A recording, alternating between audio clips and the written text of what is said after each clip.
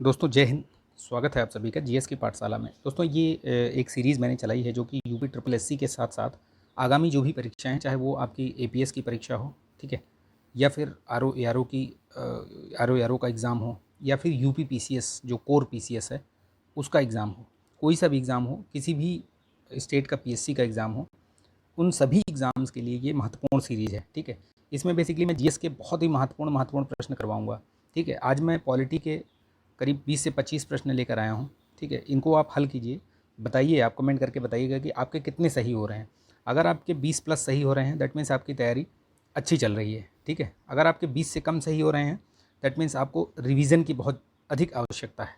ठीक है, तो लास्ट मोमेंट पे ये सीरीज़ मैं इसीलिए लेकर आया हूँ। वीडियो को लाइक कीजिएगा, शेयर कर दीजिएगा दोस्तों के बीच में, ठीक है, ताकि ज़्यादा से ज़्यादा बच्चे जो है इसका लाभ उठा सकें। और आप कमेंट ज़रूर करिएगा कि आपको ये सीरीज़ कैसी लगी। ठीक है, इसी तरीके से मैं हिंदी और आपका जो जीएस का जो अन्य पार्ट है उसके भी लेकर आऊँगा। ठीक है, चलिए शुरू करते हैं इसको। ठीक है, बढ़ते हैं हम लोग आगे। ठीक है, इसमें देखते हैं पहला प्रश्न। वीडियो को लाइक कर दीजिएगा, ठीक है, चलिए शेयर भी करिएगा, और चैनल पर नए हैं तो सब्सक्राइब कर लीजिएगा। इसकी पीडीएफ मैं टेलीग्राम चैनल पर भेज दूंगा, वहाँ से आप ले सकते हैं। ठीक, चलिए उसकी लिंक दी हुई है, ज्वाइन कर लीजिएगा आप।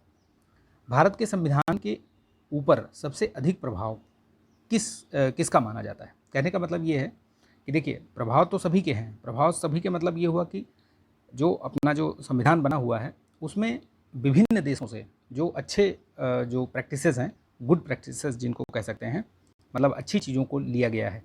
तो यूएसए से, ठीक है, सोवियत रूस से, उस समय चूँकि यूएसएसआर था, ठीक है, और ब्रिटिश संविधान उससे भी लिया गया है, और भारत सरकार अधिनियम 1935 से भी लिया गया है। लेकिन पूछ रहा है इसमें कि सर्वाधिक प्रभाव किसका रहा है, तो भारत सरकार अधिनियम जो 1935 आया था, इसी से डायरेक्टली लगभग 2/3 जो अनुच्छेद हैं वो ऐसे के ऐसे एज इट इज़ उठा करके संविधान में सम्मिलित कर लिए गए हैं। तो इसलिए सबसे जो अधिक प्रभाव पड़ा है वो इसी का पड़ा हुआ है। बाकी वैसे किसी न किसी देश से कोई न कोई विशेषता जरूर ली गई है, और वो मैचिंग में भी आता है। ठीक है, पीसीएस वगैरह में तो बहुत पूछता है वो मैचिंग से, मतलब एक प्रश्न पूछना ही है उसको।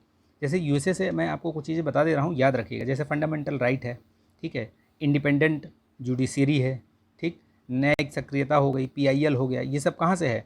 ये सब यूएसए से ही है। ठीक है, और आपका इसके साथ ही उपराष्ट्रपति का पद, जो वाइस प्रेसिडेंट का पद है, वो भी यहीं से है। ठीक, सोवियत रूस से हमने क्या लिया है, तो फंडामेंटल आपके जो राइट ये हैं, ड्यूटीज़ हैं, ठीक है, वो ली गई हैं सोवियत रूस से। ब्रिटिश संविधान से हमने संसदीय व्यवस्था लिया है, लिख लीजिएगा, अगर याद है तो बहुत अच्छी बात है, नहीं याद है तो लिख लीजिएगा। ठीक है, ब्रिटिश संविधान से क्या हमने बताया कि आपका संसदीय व्यवस्था, ठीक है, संसदीय व्यवस्था। ठीक, भारत सरकार अधिनियम से बहुत सारे प्रावधान लिए गए हैं। ठीक है, तो वो आगे मैं बता दूंगा आपको, एक वीडियो ऐसा लेकर आऊँगा जिसमें कि ये सारी चीज़ें बहुत एकदम क्विक रिवीजन करवाऊँगा मैं। ठीक, देखिए, निम्नलिखित में से अगला प्रश्न देखते हैं। निम्नलिखित में से वह मौलिक अधिकार कौन सा है जिसे डॉक्टर अंबेडकर द्वारा या उनके अनुसार संविधान का दिल कहा जाता है? तो देखिए, ये जो संवैधानिक उपचारों का अधिकार है, ये कौन सा अनुच्छेद है? बेसिकली ये अनुच्छेद 32 है, लिख लीजिएगा, बहुत पूछा जाता है। ठीक है, तो ये इसी को संविधान का दिल कहा है, किसने? डॉक्टर अंबेडकर के अनुसार। ठीक, याद रखिएगा। इसमें क्या है, बेसिकली इसमें आपको पता है कि जब किसी व्यक्ति का अगर मौलिक अधिकारों का हनन होता है तो वो बेसिकली सुप्रीम कोर्ट और हाई कोर्ट, ठीक है, पहले हाई कोर्ट जाएगा, फिर सुप्रीम कोर्ट डायरेक्टली भी जा सकता है। लेकिन ऐसा माना जाता है कि अगर आपका कोई मूल अधिकार या आपका जो फंडामेंटल राइट है वो अगर उसका वायलेशन हो रहा है तो आप पहले आर्टिकल 226 के जरिए, ठीक है, ये याद रखिएगा, आर्टिकल 226, इससे आप हाई कोर्ट जाइए। ठीक है, फिर अगर मान लीजिए ऐसा कुछ नहीं है तो आप डायरेक्टली भी जा सकते हैं अनुच्छेद 32 के तहत सुप्रीम कोर्ट में। ठीक है, तो वही ये चीज़ बोला जा रहा है यहाँ पे कि अम्बेडकर ने इसको संविधान का दिल कहा है। ठीक, याद रखिएगा, बहुत महत्वपूर्ण है, ध्यान रखिएगा इस चीज़ को। नेक्स्ट देखते हैं, भारतीय संविधान के किस संशोधन अधिनियम द्वारा पंचायती राज को संवैधानिक दर्जा दिया गया था? तो याद रखिएगा 1992 में ये संविधान संशोधन पारित हुआ था, जो कि पंचायती राज को क्या दिया गया था? संवैधानिक दर्जा प्रदान किया गया था। और 74वें से क्या था, जो शहरी निकाय हैं उनको जो है वो संवैधानिक दर्जा दिया गया था। तो दोनों याद रखिएगा, ठीक है, 73वां और 74वां संविधान संशोधन। इसके अनुसार जो है वो 11वीं सूची जोड़ी गई थी, जिसमें कि आपके कितने विषय हैं 29, और इसमें 12वीं सूची जोड़ी गई थी, सूची नहीं अनुसूची, ठीक है, जिसमें कि आपके 18 सब्जेक्ट हैं, विषय हैं, ठीक है। ये याद रखिएगा, ये जितनी चीज़ें बता रहा हूँ ये सब कहीं ना कहीं किसी किसी की परीक्षा में पूछी गई हैं, और इनको अगर आपने नोट्स बना रखे हैं तो बहुत अच्छी बात है, नहीं है तो नोट कर लीजिएगा इसको, ठीक है। चलिए, तो नेक्स्ट क्वेश्चन देखते हैं, हम आगे बढ़ते हैं। कमेंट करिएगा आपका लास्ट में कितना प्रश्न आपके कितने सही हो रहे हैं। मैंने बताया ना कि अगर आपके 20 प्लस सही हो रहे हैं तो आपकी तैयारी बहुत अच्छी है, और अगर नहीं है तो थोड़ा रिवीजन मारिए आप, ठीक है, फटाफट।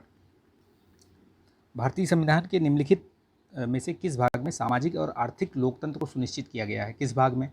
देखिए, भाग का मतलब ये हुआ कि आपका जो नीति निर्देशक तत्व है, ठीक है, इसमें जो है आपके सामाजिक और आर्थिक लोकतंत्र की बात की गई है इसमें, और ये किस अनुच्छेद में है?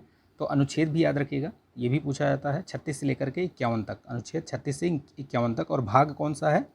तो भाग है आपका ये 4th, ठीक है, ये याद रखिएगा। चलिए, जिला न्यायालयों के न्यायाधीशों की नियुक्ति किसके द्वारा की जाती है? तो ये राज्यपाल के द्वारा की जाती है, और ये कौन है जो हाई कोर्ट के उस पर सिफारिश पे करता है?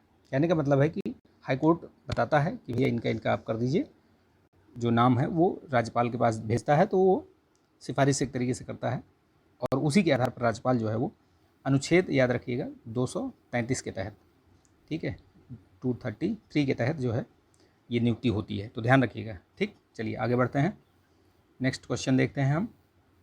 देखिए, उच्च न्यायालय के न्यायाधीशों को उनका कार्यकाल समाप्त होने से पहले ही अक्षमता अथवा सिद्ध कदाचार के आधार पर उनके कार्यालय के द्वारा किसके द्वारा हटाया जा सकता है? कहने का मतलब ये हुआ कि जब वैसे तो उनकी जो आयु मतलब पूरी होती है, जब जैसे बोलते हैं ना कि ये उनकी जो आयु कितनी 62 वर्ष, ठीक है, वहाँ तक हाई कोर्ट में, और 65 ईयर्स आपके सुप्रीम कोर्ट में। तो ये इसके बाद तो ये मतलब अपने यहाँ तक पहुँचेंगे, उसके बाद तो वो रिटायर हो जाएंगे, लेकिन उससे पहले अगर वो अक्षमता और सिद्ध कदाचार, कोई सिद्ध कदाचार हो जाता है, यानी कि कोई प्रूव हो जाता है कोई चीज़, ठीक है, कोई बोला कि भाई ये चीज़ इसमें ये संलिप्त पाए गए, ठीक है, उस चक्कर में उनके ऊपर इम्पीचमेंट लाया जाता है, ठीक है, तो वो कौन लेकर आता है? तो बेसिक चीज़ें हैं ये सब, आप याद रखिएगा इन चीज़ों को। संसद के दोनों सदनों की सिफारिश पर राष्ट्रपति द्वारा ये हटाए जाते हैं, ठीक है, संसद के सदनों में ये पास होगा इम्पीचमेंट, उसके बाद राष्ट्रपति के पास सिफारिश भेजी जाएगी, वो उनको वहाँ से हटा देंगे। जिस संविधान सभा द्वारा भारत के संविधान अधिनियमन किया गया, उसके सदस्य कौन थे? कहने का मतलब ये पूछ रहा है कि उसमें कौन कौन लोग सदस्य थे। सदस्य कैसे थे? जो चुन कर आए थे कहीं ना कहीं से, या तो नॉमिनेट होकर आए थे, तो उसके बारे में ही पूछ रहा है इसमें। और ये कब बनी थी? ये 1946 में बनी थी, आपको याद होगा, ठीक है। आप कमेंट करके बताइएगा कि इसकी पहली बैठक कब हुई थी, प्रथम बैठक, ठीक है। सच्चिदानंद सिन्हा जी थे इसके पहले जो प्रोटेम स्पीकर कह सकते हो आप, जो बोलते हैं ना अस्थाई सदस्य, अस्थाई अध्यक्ष, और डॉक्टर राजेंद्र प्रसाद जी हैं वो स्थायी सदस्य बने थे, ठीक है। इसकी डेट्स याद रखिएगा, मैंने बहुत बार वीडियोस में बताया भी है, ये डेट्स पूछी जाती हैं, तो इसको याद रखिएगा, ठीक है। तो ये यहाँ पे इसका जो आंसर होगा, करेक्ट आंसर ये होगा कि विभिन्न प्रांतों की जो विधानसभाओं द्वारा ये निर्वाचित किए गए थे, ठीक। 10 लाख पे एक ऐसे करके, मतलब यानी 10 लाख की जनसंख्या पर एक प्रतिनिधि था, ये भी याद रखिएगा, पूछा गया है ये प्रश्न, इसलिए बता दे रहा हूँ, ठीक है। चलिए नेक्स्ट देखिए, तीसरा प्रश्न इसमें, तीसरा क्या, वो नंबरिंग पर मत जाइए, वो नंबरिंग ऐसे ही है, ठीक है। भारतीय संसद के अपर हाउस को किस नाम से जाना जाता है? देखिए, संसद का अगर नाम लिया जाए, ठीक है, संसद में, तो यहाँ पे राष्ट्रपति, ठीक है, सबसे ऊपर मतलब भाग ही है वो, ठीक है, ऊपर नीचे का कोई सवाल नहीं है, ये याद रखिए। वो तो मतलब अपने भारत की कार्यपालिका के जो प्रमुख हैं वो तो हैं ही हैं, ठीक है। संसद ये हो गए, ये संसद लिख दिया यहाँ पे, देखिए ये आपके जब अगर संसद की बात की जाए तो क्या होगा, संसद में आपके राष्ट्रपति आते हैं, ठीक है, राष्ट्रपति, यहाँ पे लोकसभा, ठीक है, और यहाँ पे आपका राज्यसभा, ठीक है। तो ये आपका अपर हाउस कहा जाता है, ठीक है, और ये आपका लोअर हाउस, इसे आम सभा भी कहते हैं, लोकसभा को आम सभा भी कहते हैं, और ये इसको अपर हाउस कहते हैं, ठीक है। आपको पता है कि राज्यसभा का विघटन नहीं होता है, लोकसभा तो हर 5 साल या उससे पहले जब भी प्रधानमंत्री या जो मंत्रिमंडल है, मंत्रिपरिषद है, अगर उसने सिफारिश कर दी राष्ट्रपति से, तो वो उसको मतलब विघटित कर सकते हैं, लेकिन राज्यसभा का नहीं होता है, ठीक है, याद रखिएगा। इसके जो सदस्य हैं वो उनका कार्यकाल 6 वर्ष का होता है और लोकसभा के जो सदस्य हैं उनका कार्यकाल 5 साल का होता है। ठीक, तो ये भी प्रश्न पूछा गया है, इसलिए इसको भी मैंने आपको बता दिया। देखिए, भारत के संविधान में शामिल राज्य के नीति निर्देशक तत्व, इनको डीपीएसपी भी कहते हैं। ठीक है, क्या कहते हैं? DPSP, directive principle of state policy, यानी कि जो भी पॉलिसीज़ बनेंगी वो इन्हीं के जो दिए गए हैं ये नीति निर्देशक तत्व दिए गए हैं, सिद्धांत, इन्हीं के आधार पर इन्हीं के आसपास ही बनेंगे। ठीक है, हट के नहीं बनना है।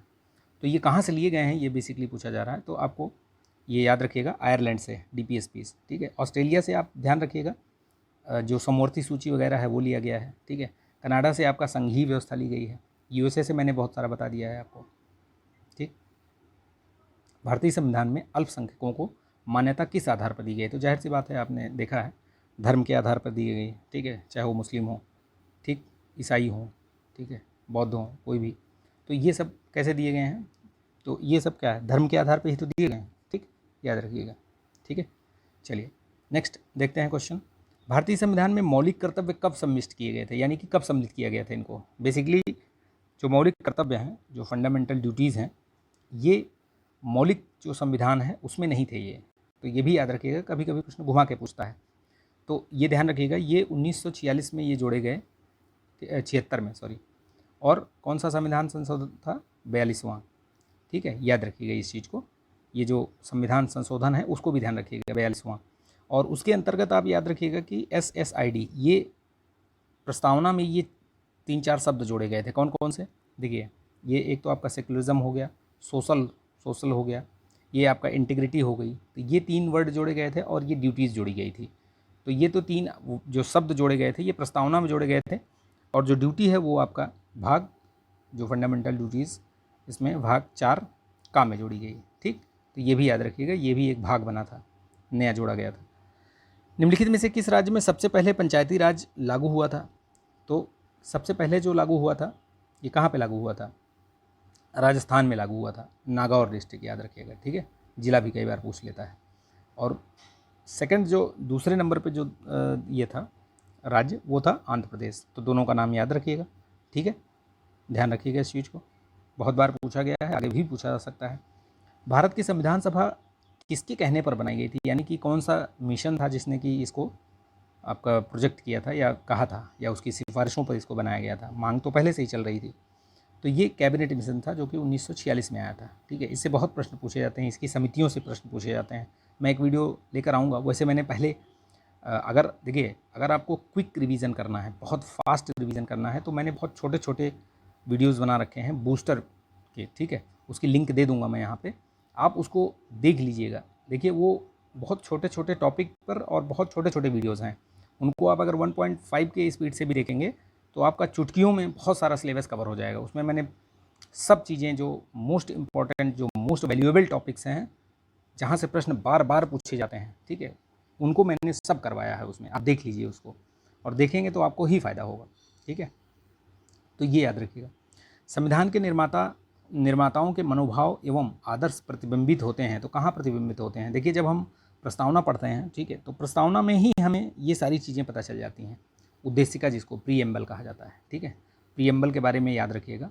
इसका ये तो आप इसके सारे जो इसके कीवर्ड्स हैं, ठीक है, इस पे प्रश्न पूछता है। यूपी पीसीएस मेंस में भी पूछा जाता है और प्री में भी भर भर के प्रश्न पूछता है। मतलब 1-2 प्रश्न आपको देखने को मिल ही जाएंगे। इस बार भी पूछ लिया था कि उद्देशिका को संविधान का दर्शन क्यों कहा जाता है, तो इस पर टिप्पणी करिए। ये मेंस में इस बार 2023 वाले में आप देखिए उठा के, GS2 में पूछा गया है ये प्रश्न। ठीक है, तो ये याद रखिएगा। ठीक है, उद्देशिका। भारत में उच्चतम न्यायालय के न्यायाधीश के रूप में नियुक्ति के लिए निम्नलिखित में से कौन सी अर्हता अनिवार्य नहीं है? बहुत सारी अर्हताएं होती हैं, उनमें से ये पूछ रहा है कि इनमें से कौन सी नहीं होनी चाहिए। तो देखिए, कम से कम आयु का कोई उसमें क्लॉज नहीं है। मैक्सिमम है कि जो सुप्रीम कोर्ट का है वो 65 वर्ष और हाई कोर्ट के लिए 62 वर्ष। ठीक, तो ये याद रखिएगा। ठीक है, चलिए नेक्स्ट देखते हैं। निम्नलिखित कथनों में से कौन सा सही है? तो देखिए, भारतीय संविधान अध्यक्षात्मक है। अध्यक्षात्मक है क्या? बिल्कुल नहीं है। नाम मात्र का राजतंत्र है? बिल्कुल है ही नहीं। कुलीन तंत्र है? बिल्कुल ही नहीं है। ये संसदात्मक प्रजातंत्र है। ठीक, याद रखिएगा इस चीज़ को। निम्नलिखित में से कौन सा एक भारतीय संविधान के उद्देश्यों को प्रतिबिंबित करता है? तो पहले भी बता दिया मैंने आपको कि जो भी आपके ये जो प्रस्तावना है इसी में आपका सब कुछ दिखाई पड़ता है। पूरे संविधान के जो दर्शन है वो आपका उद्देशिका में, प्रियम्बल में दिखाई पड़ता है। ठीक है, चलिए, पंचायती राज प्रणाली पहले किन 2 राज्यों में लागू हुई थी? तो ये याद रखिएगा, मैंने अभी थोड़ी देर पहले भी बताया था ऊपर। तो आंध्र प्रदेश और राजस्थान में, पहले राजस्थान में फिर आंध्र प्रदेश में, यही। ठीक है, ये क्रम याद रखिएगा। किस अनुच्छेद के अनुसार राज्य विधान परिषद बनाई जाती हैं या समाप्त की जाती हैं? तो देखिए, राज्य विधान परिषद जो बनाने का जो या तो उसका उत्सादन या फिर निर्माण वो संसद के हाथों होता है। उसमें राज्य का रोल ये होता है कि राज्य अपनी विधानसभा से, ठीक है, एक प्रस्ताव पारित करेगा विशेष बहुमत से, और वो भेजेगा संसद के पास। संसद के ऊपर ये निर्भर करता है कि वो उस चीज़ को बनाता है या नहीं बनाता। जैसे अभी कई राज्यों ने उत्सादन के लिए भी लिखा है और कई राज्यों ने बनाने के लिए लिखा है। शायद जैसे पश्चिम बंगाल ने शायद भेजा है बनाने के लिए, ठीक है, आंध्र प्रदेश ने शायद समाप्त करने के लिए भेजा है। तो इस तरीके से लोगों ने प्रस्ताव अपने भेज रखे हैं। ठीक है, और वो अनुच्छेद 169 के तहत होता है कि वहाँ पे जो है संसद इसका निर्धारण करेगी। ठीक है, वो वहाँ पे सामान्य बहुमत से, साधारण बहुमत से ये चीज़ें पास करती है। ठीक है, याद रखिएगा। संयुक्त राष्ट्र सभा के अनुसार बाल अधिकार के अंतर्गत निम्नलिखित में से कौन सा अधिकार नहीं आता है? बाल अधिकार के अंतर्गत पूछ रहा है। तो देखिए, शुद्ध पेयजल बिल्कुल है। ठीक है, समुचित जीवन स्तर भी आता है, शिक्षा बिल्कुल आते हैं। ठीक है, इसमें विवाह थोड़ी आता है, बाल विवाह तो वैसे भी मनाही है। ठीक, तो ये चीज़ याद रखिएगा। अगर थोड़ा सा कॉमन सेंस भी लगाएंगे तो ये पता चल जाएगा आपको। तो ये आज के प्रश्न रहे, 20-25 प्रश्न जो भी रहे इसमें। आई होप ये आपको अच्छे लगे होंगे। और इसके अलावा भी मैंने देखिए बहुत सारा आपको बताया, बहुत सारी चीज़ें मैंने बताई, ब्रीफ करी।